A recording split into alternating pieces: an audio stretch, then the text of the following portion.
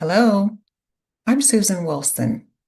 I'll be speaking to you today on the topic of low or no alcohol beverages, or as some might call, kind of sober. I became interested in this topic when I sold wine for a major retailer.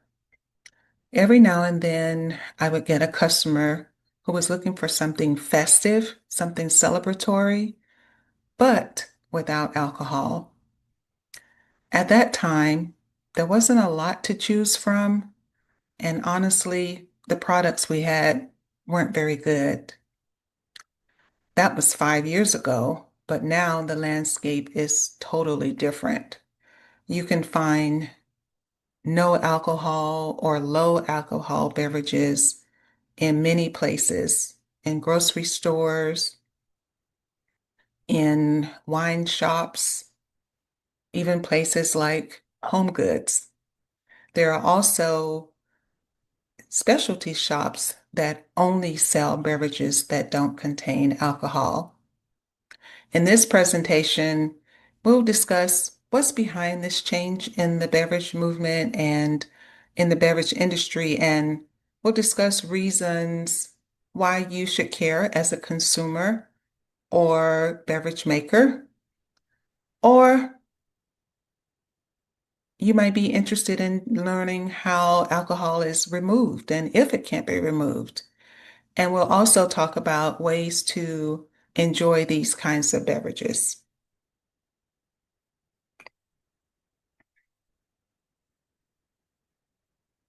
No or low alcohol beverages. Why should you care? Well, I contend that this is more than a trend, and I'll explain why in a minute.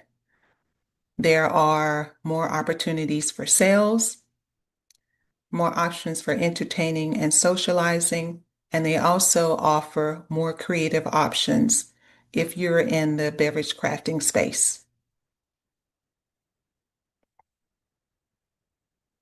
But before we get too involved in this discussion, let's set a baseline for what no or low alcohol beverages means. The USDA does not regulate the production of no or low alcohol beverages, but because beer and wine specifically are considered agricultural products, they have set a standard for what can be labeled as no or low alcohol. So let's look at beer. For a 12-ounce serving, it can be anywhere from 0.0% to 0.5% alcohol by volume. Obviously, if something is 0.0%, it should be without alcohol, but can contain alcohol up to 5%. When it comes to wine, a 5-ounce serving, which is standard for a serving of wine, it can range from 0.0% up to 0.7% alcohol by volume. I looked up information for spirits, but there is no standard for what is considered a no or low alcohol spirit. But generally speaking, the industry holds to this 5% cutoff for what can be considered low alcohol. Now, just for fun, I looked up what amounts of alcohol are in common foods. Let's say yogurt, bread, or here in my example, a ripe banana or fruit juice. They all contain trace amounts of alcohol. So when we're looking at what is considered low alcohol, it's really not very much.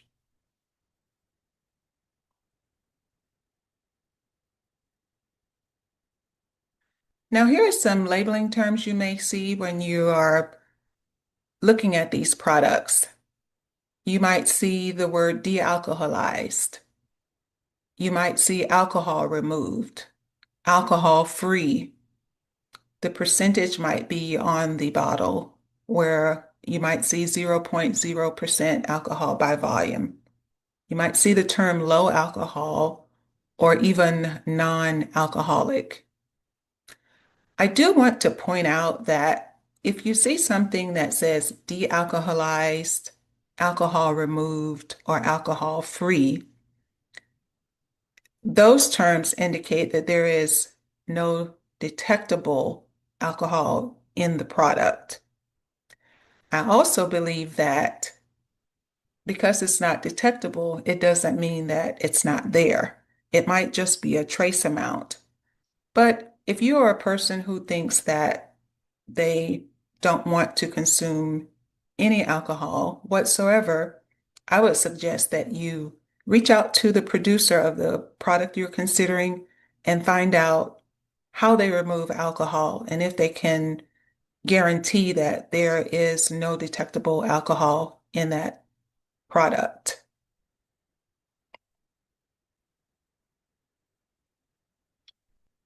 So let's get to the topic of trends. Global alcohol consumption has been trending down in all categories for many years. And by contrast, the no and low beverage category sales are steadily increasing. And this chart, specific to the wine market, in the United States, the non-alcoholic, meaning that there is no alcohol in the product, that wine market has been increasing from about 2020 to present day, 2025, but still expected to gradually increase by 2030 up to 6.4%.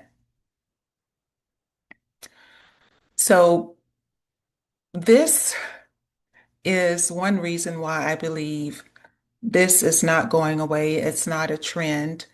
Uh, People's attitudes toward alcohol have been changing and continue to change. In 2023, the World Health Organization published a report saying that no level of alcohol consumption is healthy. No level, not even moderate drinking.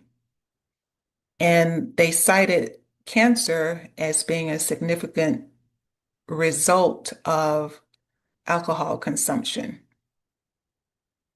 So when this report came out, it was controversial, but it also is not the only report that has come out suggesting that alcohol is unhealthy.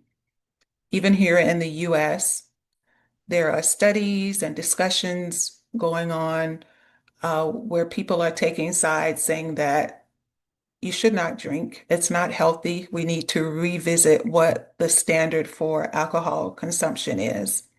And you have people, lobbyists who represent beverage industries saying, hey, your science is not good. Where are you coming up with these figures? So for every study and report that says alcohol consumption should not be practiced, there is a contrasting study to say, what are you talking about? Of course, it's good for you. It's good for you if you do it in moderation. So I'm not here to take a side, but I think that whether you consume or not is a personal choice, and you should do ideally what's best for your health. And that's something that you can decide along with your physician. But nonetheless, recent studies have shown that people's attitudes toward drinking has shifted, where they want to consume less, but they still want to drink something that's interesting, uh, that allows them to feel festive, that is something other than, let's say, a soft drink or a bottle of juice. And I also want to note that this is just not a trend here in the United States. As I alluded to, it's a global phenomenon, especially in France and Italy. Those are some of the countries that produce a lot of wine and export a lot of wine. And now you'll find wine producers producing no alcohol wine alongside their wines that contain alcohol. And I found that to be pretty fascinating because in France and Italy, there's a lot of pride in the wine culture, but demand is such that wine producers are actually considering how to make these beverages and make them delicious. So that's something in the future to look forward to. And I absolutely am looking forward to it.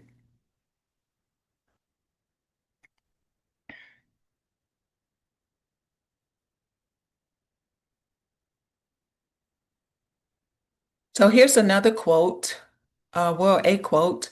It says the global non-alcoholic drinks market is now valued at $1.46 trillion with a projected compound annual growth rate of 6% over the next 5 years.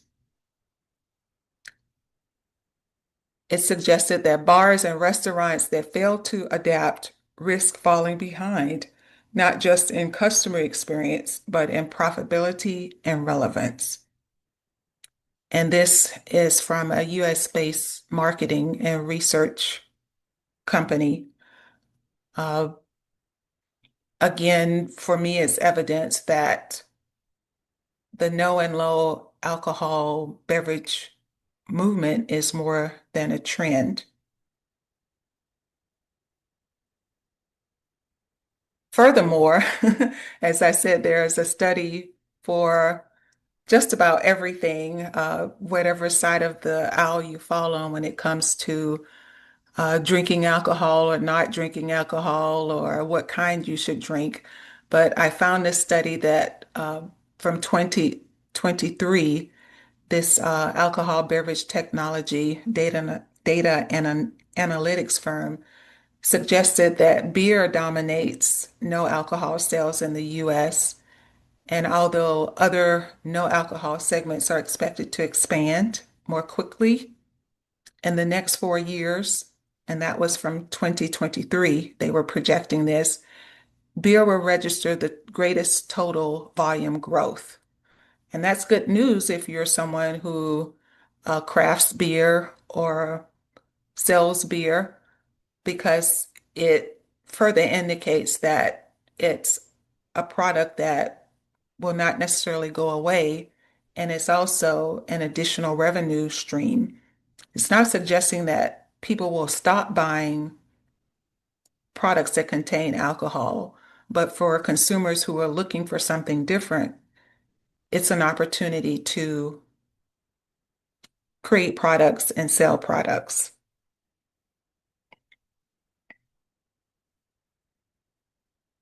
Why are low and no alcohol beverage categories trending up? Well, we kind of touched upon that already. The health and wellness trends and movements are the most powerful and primary reason, I believe. But there are people who I call kind of sober. Uh, they will drink alcohol, but primarily they are not drinkers. And this can be a personal preference. It could be a choice. It could be a time period where they abstaining for whatever reason, but generally speaking, they are not big drinkers.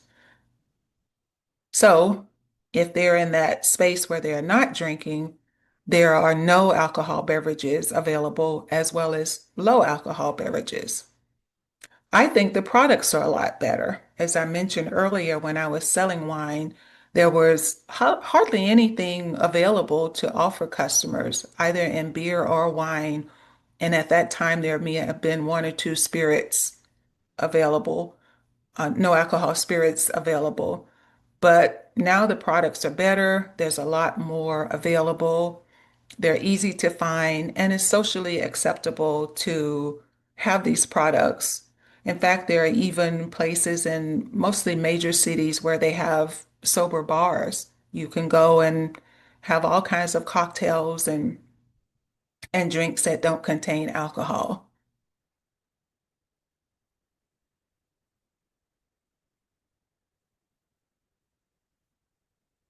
Now, here's something you may be wondering. Can alcohol really be lowered or removed? Let's take a look.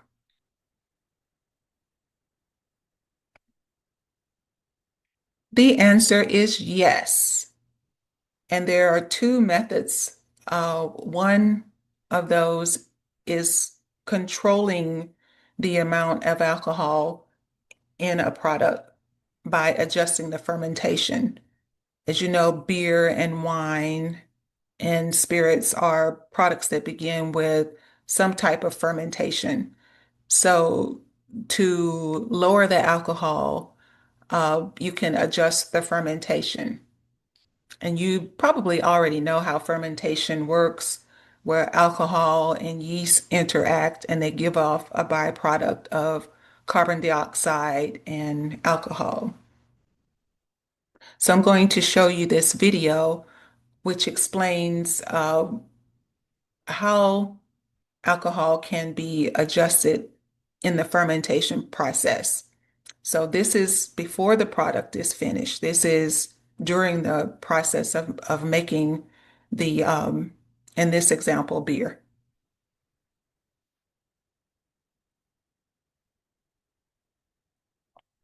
Emergent paths are you can make it without alcohol, or you can take the alcohol out. In this short, we're talking about the first. This is achieved through controlled fermentation, dilution, or no fermentation. Controlled fermentation is achieved by controlling key components of the brew process. In brewing, it's controlling the mash to convert only simple sugars, as complex ones are yeast's favorite for making alcohol. In yeast, certain strains do not ferment any complex sugars, further reducing potential alcohol. In fermentation, arrested or interrupted fermentation controls the temperature of the wort, so the yeast doesn't produce alcohol. Brewers often combine these methods to achieve their desired result. Dilution drives down alcohol of a traditionally made beer by adding water before or after fermentation, then recarbonating. Simulated fermentation and fermentation-free completely removes yeast from the picture. This can often lead to a much sweeter character than normal beer and leaves a lot to be desired in texture and flavor. Additives and extracts are often added to make up for this deficiency. Look out for part 2 for the other path and subscribe. So as the video mentions, one of the two ways to lower alcohol in beer is to adjust the fermentation.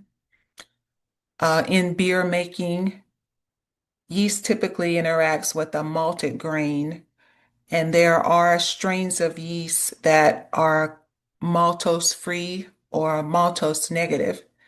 And so when fermentation happens, it limits the amount of alcohol that is formed. And that's how you get a low alcohol beer. The video also mentions stopping fermentation early so that the amount of alcohol created is limited. In essence, the yeast does not eat all of the sugar in the wort, so less alcohol is emitted. And then there's the dilution method, uh, where the beer is diluted with water to control the amount of alcohol in the product. And it was suggested here that once that happens, the beer is carbonated. So that's how you get your another way to get low alcohol beer. And then finally, the video mentions fermentation-free brewing, and it does not rely on yeast to convert the sugar into alcohol, but instead, the beer maker can use other techniques to remove alcohol before the product is finished. So we'll look at some of those techniques in just a few minutes, but I'll mention what they are. Reverse osmosis, also known as membrane filtration, vacuum distillation, cold mashing, and thermal separation.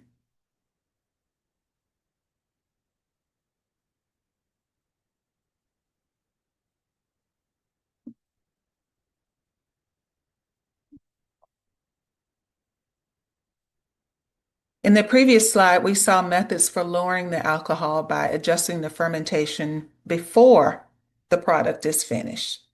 So here we will see ways alcohol can be removed after the product is finished. And this process is known as dealcoholization. And remember when we saw our terms earlier, dealcoholization might be something that you see on a label, and it should indicate that all the alcohol has been removed from the product.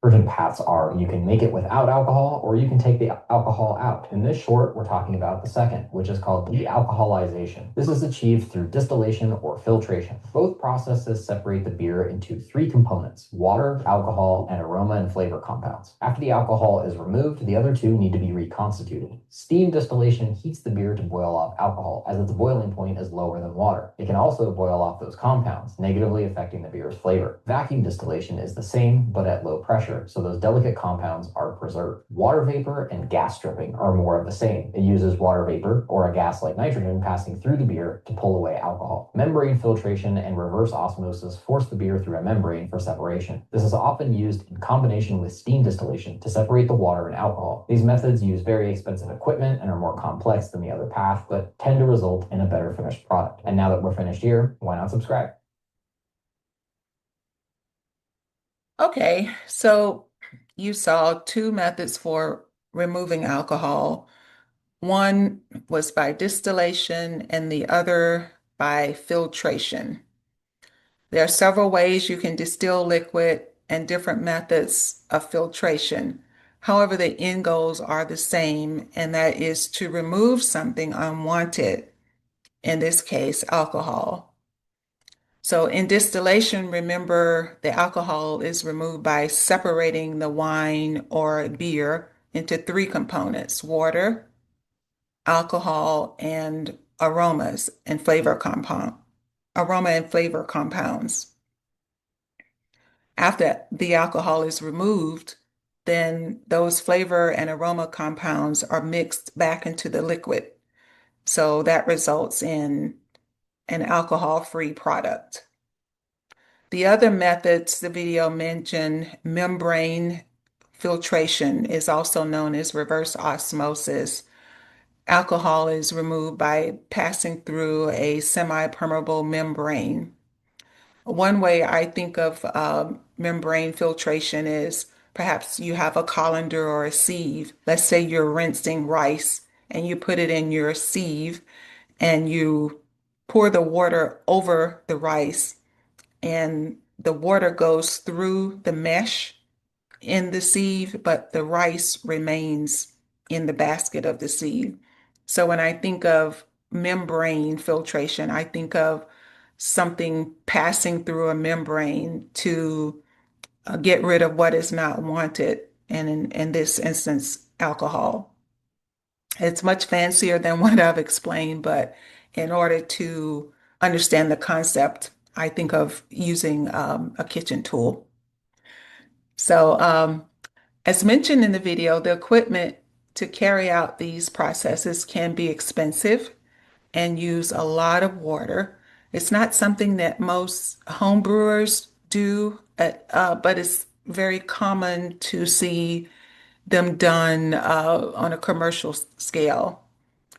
The disadvantage is, yes, they use a lot of water, but the advantage is they keep the aromas and the flavors of the beverage a lot better than some of the other methods.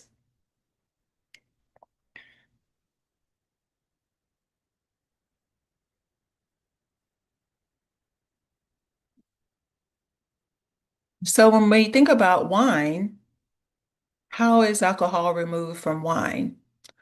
Well, the method that we saw used for membrane filtration and distillation can also be applied to wine, but more commonly, uh, distillation is the method used because it preserves those important aromas and flavors. Drinking wine, part of the fun of drinking wine is smelling the wine. So the challenge for people who are making no alcohol wine is keeping those aromas and also keeping the structure because when you take alcohol out of a product, you remove the structure, that component that gives it some body. So, this is one method that we're about to see that allows the wine producer to remove these aromas and flavors gently so that they don't burn off quickly and disappear. So let's watch this. It's called spinning cone technology, and it is very interesting to see. Bottle of non-alcoholic, hand on heart, Cabernet Sauvignon. After the wine is made, it's de-alcoholized through a process that goes something like this. This is a spinning cone distiller at Bev Zero. Inside a spinning cone column are about 40 alternating fixed and spinning cones. As the wine enters and pours onto a spinning cone, it's gently spread out into a thin liquid film. The first pass vaporizes the lightest volatile compounds. These are wine's aromas. They rise up through the column. These delicate aromas condense into a colorless liquid that's collected, after which the wine runs through the column until all the alcohol is removed. Finally, those collected aromas get blended back in and the wine is complete. The result is a Cabernet Sauvignon that has all the makings of other Cabernet, but without the booze. Okay, as you saw, once the alcohol is extracted, the aromas and flavor compounds are mixed back into the wine. And this can also be applied to beer. And you have that low alcohol product. And whatever the beer maker or wine maker wants to do as far as alcohol by volume, they can control it in this process. So they can take it completely out or they can keep it low, maybe less than 7% for wine and 5% for beer. There are other methods for removing and controlling alcohol, such as gas stripping, where you separate the alcohol from the liquid by introducing uh, gas, introducing air or steam. It can get kind of complicated to explain, so I'm not going to do that here. But do know that the downside is that it strips away those important aromas and compounds that we want to keep in our beverage. There's also a method called cold mashing, where in beer making the flavors are extracted from the grains, and because of the temperature, it does not trigger fermentation. So there are ways to create these products, which is where I think creativity counts. And whatever the objective of that beer maker, beer crafter, or winemaker is, they have various options. So if this is your lane, this is something that you're curious about or something you're already doing, continue to research or start to research and find out ways to fit this into your program. I think larger operations have the advantage of being able to take their product to an entity that will take care of removing the alcohol for them. But I can imagine that it's an added cost to the organization.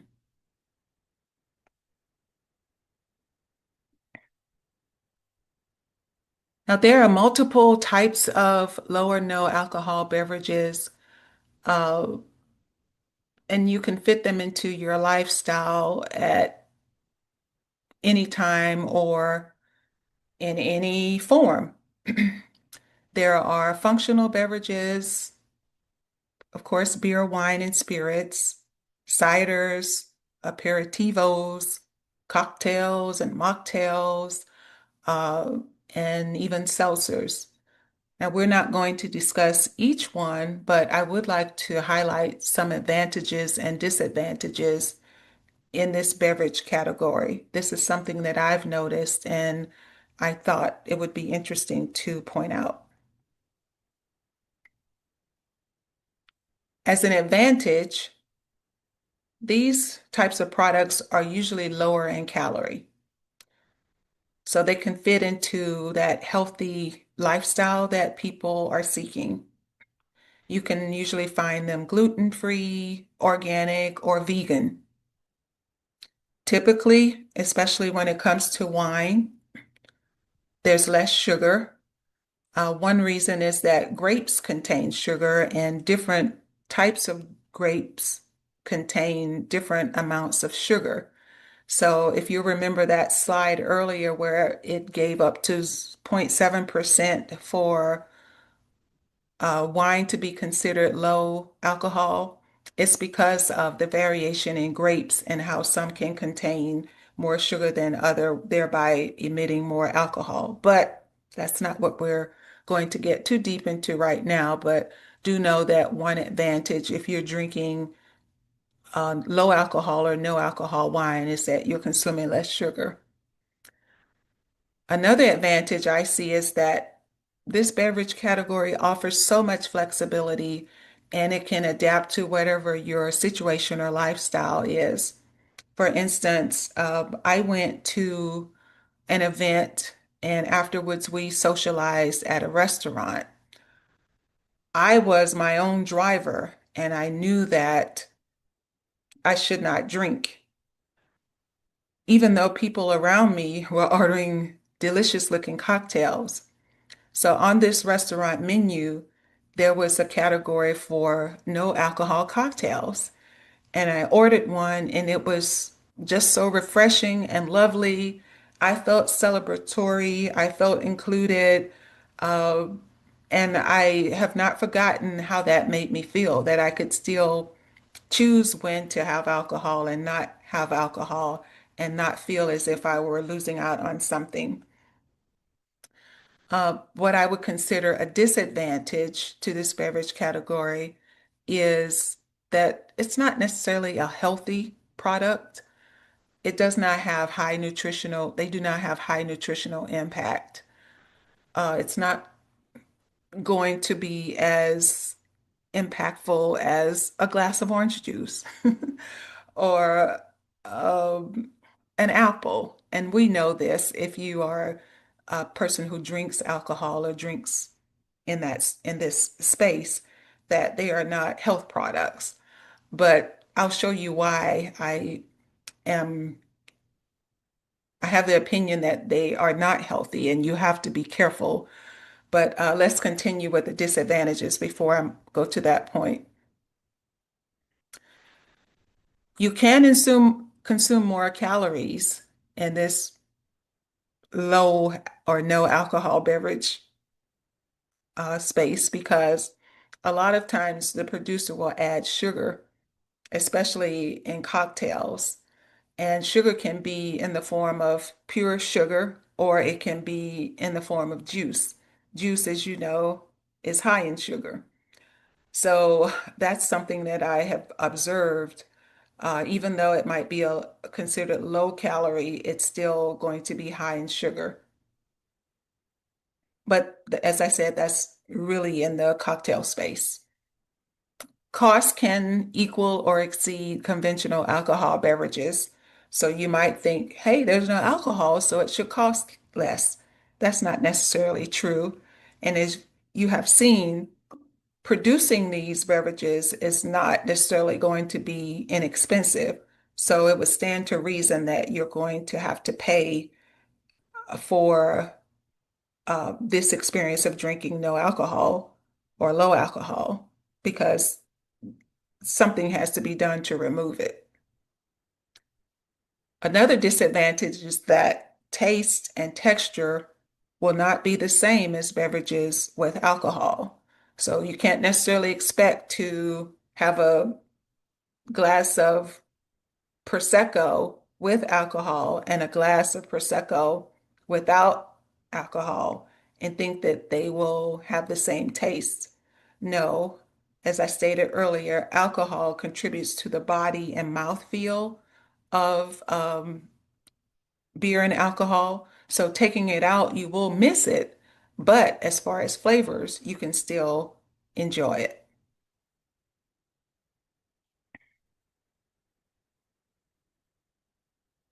So here are my personal tips for choosing quality, no or low wines. I selected wine because that's my hemisphere. I've been studying wine for several years and even sold wine, as I mentioned, and then have a few wine certifications. So I can speak more to wine than I can to other products.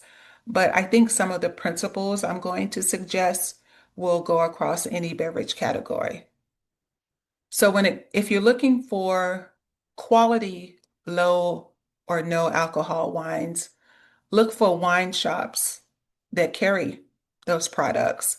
I have been in high-end wine shops and noticed that they have a special place in the store for no alcohol products. You can also go to YouTube. That's a good source for reading or rather watching product reviews. And it's not difficult to find products reviews anywhere in your Google searches to figure out what's out there. Some stores, especially the specialty stores, will offer tastings. That's a good time to understand what low or no alcohol wines are like and maybe find something that you would enjoy. Next, I would say good quality, no or low wines don't rely on additives to improve their flavor. A good winemaker is going to use the best quality grapes and go through the whole process of making wine as they typically would. The only difference is that they would uh, remove the alcohol. So if you have products that contain additional oak or tannins or yeast proteins or flavorings, sweeteners, sugars, I would not consider those the best quality. But if you know the winemaker's philosophy, then even if they use a touch of tannins or acid to balance out things, it won't be a poor quality product overall. Don't expect to pay less because the wine has no alcohol. And I think we touched on this principle. Removing alcohol is not necessarily cheap. I don't think anyway. And so sometimes the producer might have to recoup those costs by adding it into the price of the bottle that you purchase. But hopefully you're getting something that is desirable and of good quality, and even though it doesn't contain alcohol. Another tip is to choose aromatic wines like Sauvignon Blanc, Rieslings, Merlot, Cabernet Sauvignons. These are wines that naturally smell good. When you open them, you get that whiff of um, aroma. So when they're made into wines without alcohol, a good winemaker will make sure that those aromas and flavor compounds are still there. So I hope that was helpful, and maybe you picked up something that you can apply to your beer purchases, or uh, perhaps this also can translate into purchasing spirits without alcohol. But the main thing is to ask questions, to do your research, to make sure that you're getting something that you can enjoy.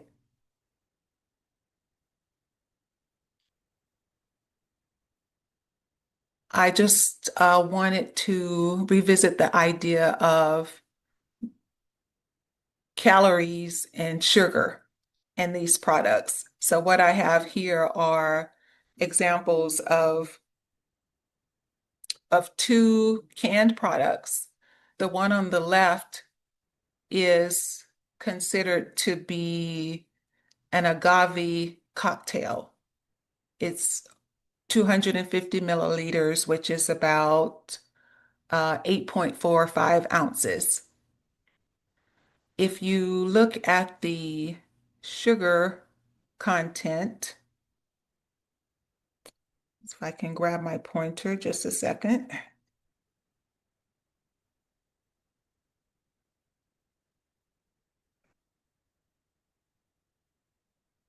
Okay, that's not working quite as I had hoped, but let's move on.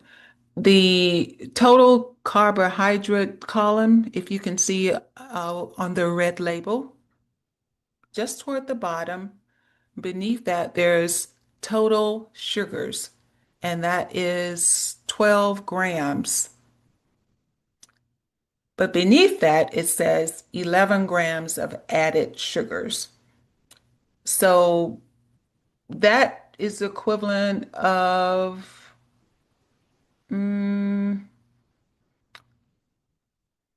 about 3 teaspoons of sugar in 8 ounces, which is a bit much, in my opinion.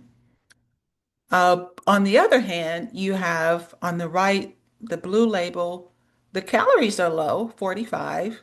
Well, in both products, the calories can be considered low, but this blue label, blue can, uh, just above the nutrition facts, you can see it contains 29% juice, same size, 250 milliliters, 45 calories, and under the total carbohydrates, if you move your eye down to total sugars, there are 7 grams compared to 12 grams in the red can. So it's important to read labels, ask questions when you're considering these kinds of beverages. Generally speaking, non-alcoholic beer and no alcohol wine aren't particularly high in calories or sugar. And there are so many options available, especially in the beer space. The same is true for no alcohol spirits. They are generally lower in calorie, but what causes them to veer toward being unhealthy is when sugars are added, either natural in the form of juices and concentrates. So if you're at a restaurant or at a bar, perhaps you want to discuss with your mixologist what they're putting into the beverage to add flavor, because you can still kind of consume a lot of sugar even though you're not consuming alcohol. And that's a personal choice, but I wanted to point that out if you're consuming these beverages for health reasons.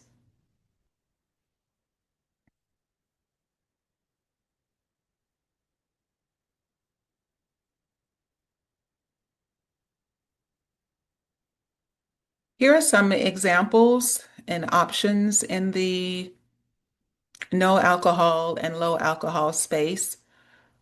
I have tried a few of them. I've not liked all of them, but there are some good ones out there. Pardon me. Let me get back on track. Okay, here we are. For instance, the slide on the left, in the middle, there's something called phony Negroni. That's one I enjoy. It is a cocktail, considered a cocktail. Uh, Typically, they're made with gin, but this company does a really good product. There is no alcohol, but you don't miss the alcohol. They have used bitters to give you the taste and texture of a cocktail. Some others I've tried are the one on the left. Proxies is a good company. They not only make canned beverages, but they make bottles of wine. I've tried the bubbly white. They call it a wine alternative product. Not my favorite, but it's okay. Busty, Busty Lusty, I think is what it's called in the pink can. Not my favorite, but this, for me, this is the fun in trying these different beverages. You might get some hits or misses, but maybe you'll find something that you enjoy. Toast is a very common brand. They add teas to their no alcohol beverages, and it's a fizzy product. So if you wanted something celebratory, that's a toast. That's the reason behind the name of that product. Functional beverages are a category that's growing, and in the middle, I hope you can see, whoops, I hope you can see that label functional beverage. Now, functional beverages have been around for a long time. If you've ever had a vitamin water or a Red Bull, those are examples of functional beverages because they have an ingredient added to boost or elevate your mood or have some perceived health benefit. But in this new space, crafters are adding things like CBD, herbs, spices, mushrooms, things that enhance are believed to enhance your brain function or to relax you. You will find these products in specialty shops that don't sell alcohol. Probably are not going to find the CBD and mushroom products in conventional stores, but you can find them in certain retailers, even health food stores.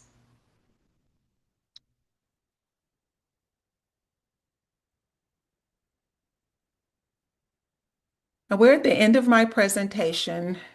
Let's review some of the key points we discussed.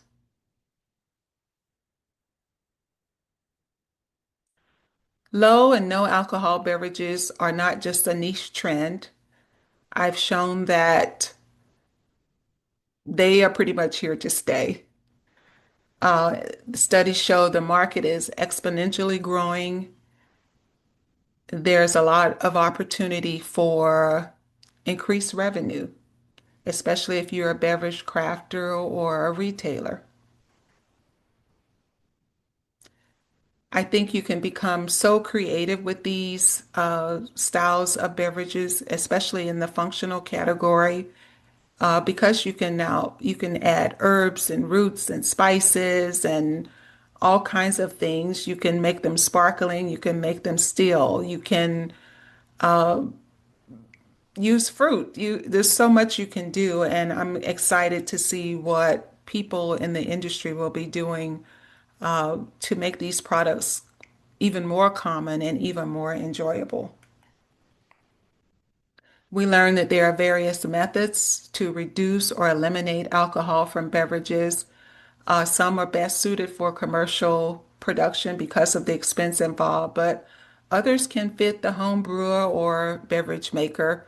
Remember, the methods are distillation, membrane filtration, and controlling the yeast fermentation. As a consumer, you have so many choices.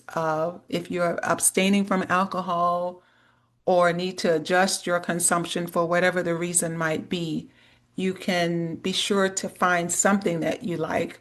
But I do suggest that you read labels, ask questions, and just try them out.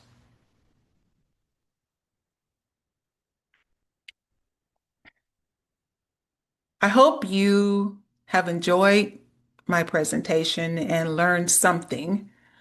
I am available to lead your beverage tastings or to provide educational content for your meetings and discussions. I'd enjoy hearing from you and getting your feedback. Have you ever tried a low or no alcohol beverage? What was your experience? Let me know. Reach out with your comments or questions. My information is here. I am Susan Hart Wilson. I hold a wine certification level 3 with the Wine and Spirits Education Trust. I am an Italian wine ambassador, so I know quite a bit about Italian wine, and I'm also studying for another Italian wine certification. My phone number is here. You can call or text me, and then you can reach out via email or Instagram, and my information is there. Thank you for listening. Cheers.